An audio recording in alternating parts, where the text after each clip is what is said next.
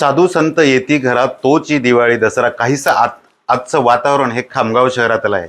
खरं तर संत गजानन महाराजांची पालखी आज शेगावी विसावणार आहे आणि ह्या जी पालखी पंढरपूर येथे वारीसाठी गेली होती ती आज शेगावी विसावणार आहे आणि त्यानिमित्त शेवटचा टप्पा असलेला खामगाव ते शेगाव या मार्गात लाखो भाविक पालखीसोबत जाणार आहे।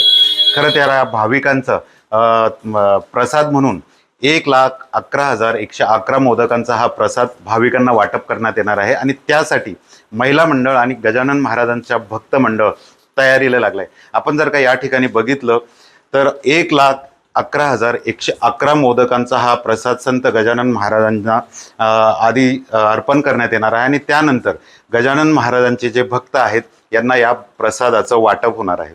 खरं तर मोठा आकडा आहे 1,11,111 हे संपूर्ण मोदक राज्यातील वेगवेगळ्या भागातून जसं छत्रपती संभाजीनगर असू देत, कोल्हापूर असू देत, पुणे असू देत किंवा नागपूर असू देत या ठिकाणी संकलित करून खामगाव शहरातील एका संकलन केंद्रावर जमा केल्या जातात आणि त्यानंतर संत गजानन महाराजांच्या भक्तांना हे वाटप होतात। आपल्यासोबत खामगाव येथील जे काही ही संकल्पना राबवणारे आहेत संत गजानन महाराजांची जी काही महिला भक्त आहेत त्या आहेत आणि त्या या संकल्पनेचा आता विस्तृत आपल्याला सांगतील। आपल्यासोबत सुवर्णाताई आहेत। ताई, काय म्हणाल, ह्या संकल्पना कशी तुम्हाला सुचली आणि हे कितवं वर्ष आहे? आमचं हे संकल्पनेचं 3रं वर्ष आहे। ही संकल्पना 2023ला पहिलं वर्ष होतं आमचं सुरू केली किंवा आपण एवढं शेगावला इतक्या जवळ राहतो गजानन बाबांच्या, तर आपल्या हातून त्यांची सेवा झाली पाहिजे। दूरदूरचे भक्त करतातच पण आपणही केली पाहिजे ती सेवा, म्हणून त्या संकल्पनेतनं माझ्या या आदर्शनगरच्या सगळ्या माझ्या मैत्रिणी आम्ही ही संकल्पना सुरू केली आणि हे आमचं 3रं वर्ष आहे। पहिल्या वर्षी पण 1 लाखाच्या वर मोदक आले होते आमच्याकडे, मागच्या वर्षी पण 1 लाख आले होते। हे नेमकं सगळं जे संकलित संपूर्ण महाराष्ट्रातून येतात कसं संकलन करतात? आम्ही संकलन म्हणजे मी आहे, एक रुचिका चव्हाण आहे, आमच्या नागपूरचे ललित लवणकर दादा आहेत।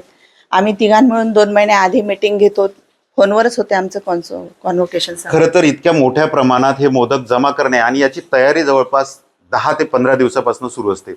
हे मोदक कसे बनवले जातात आणि हे टिकाऊ मोदक जवळपास 10 ते 12 दिवस हे मोदक टिकतात आणि त्यामुळे हे मोदक कसे बनवतात त्याची रेसिपी सुद्धा आपण आता यांच्याकडनं जाणार। ताई, नेमके हे मोदक कसे बनवतात तुम्ही? याकरता आम्ही नारळाचा सुका डौल वापरतो आणि सुका डौलाचाच वापर सर्वांनी करावा अशी सर्वांना अगोदरच सूचना देतो आणि तो सुका डौल त्याचा खीस करून त्यामध्ये पिठी साखर आणि विलायची वगैरे टाकून त्याचं मिश्रण बनवलं जातं। आतलं सारण आहे ते, आणि हे सारणाची जी रीतसर पद्धत आहे त्याची माहिती सुद्धा आम्ही त्यांना मोबाईलद्वारे इंटरनेटद्वारे सर्व जे भाविक भक्त आहे की जे इच्छुक आहेत की ज्यांना करावेसे वाटतात मोदक त्यांना माहिती देतो। आणि जी पारी असते वरची त्याकरता आम्ही मैद्याचा वापर करतो आणि त्यामध्ये मोहन वगैरे टाकून ती पारी कुरकुरीत होईल आणि ती लूज पडणार नाही वातावरणामुळे, आणि त्याकरता जे शुद्ध तेल वापरण्यात येईल ते शुद्ध तेलाची पण माहिती आम्ही भाविक भक्तांना देतो की तुम्ही शुद्ध तेलामध्येच ते तळावे आणि आमच्यापर्यंत खमंग तळूनच ते पाठवावे, कारण जेणेकरून इतर जे भाविक असतात त्यांनाही नैवेद्य जो आपण प्रसाद म्हणून देतोय तो चांगल्या रीतीने दिला जावा।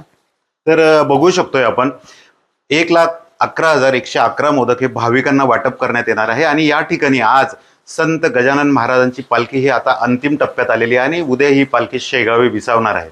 खरं तर लाखो भाविकांना हे मोदक प्रसाद म्हणून वाटल्या जाणार आणि त्यामुळे मोठा उत्साह या ज्या काही भक्त आहेत गजानन महाराजांच्या यांच्यामध्ये बघायला मिळतोय। Cameraman Shantaram sir, doctor Sanjay Mahajan, ABP माझा, बुलढाणा। एबीपी माझा, उघडा डोळे बघा नीट।